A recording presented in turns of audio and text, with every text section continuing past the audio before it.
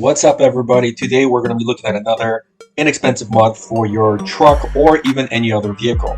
So this big antenna that we got here, we're going to swap this out to a more sleek and durable and a lot shorter one. So any F150 from 09 to 14 has this look. 14 up and above, they have them on a slant. But this method will work for pretty much any truck. Just grab a ratchet wrench, press it against the bottom, and start turning it counterclockwise. You may damage some of the paint, so if you're concerned about that, put a piece of tape or a rag before you're unscrewing it. Just loosen up a little bit, and then the rest will come out. Now, when you remove it, you're going to find that there's a thread attached to the antenna. That's the thread that does not come with the new antenna, but don't worry, we have the ends. Now, as you can see here on the hood of the car, our little antenna is much shorter. It's just under 7 inches. And yes, you can get them even shorter, but I thought this one was nice and sleek while still making the truck look pretty aggressive.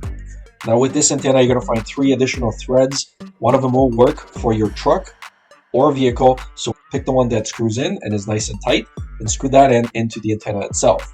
Once you have the thread inside the antenna, screw it on right into the vehicle.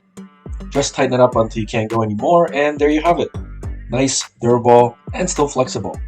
And as you can see, much shorter and of course much more aggressive looking with the rest of our mods, like the decals, the front grille, and the upgraded LED headlights. If you haven't seen our other mod videos, I strongly encourage you to do so. These are super inexpensive, budget-friendly mods that are going to make your truck stand out without spending an arm and a leg. Whether it's the grille or these awesome LED lights, 2 small, easy, do-it-yourself upgrades that are going to stand your, well, semi-older truck apart.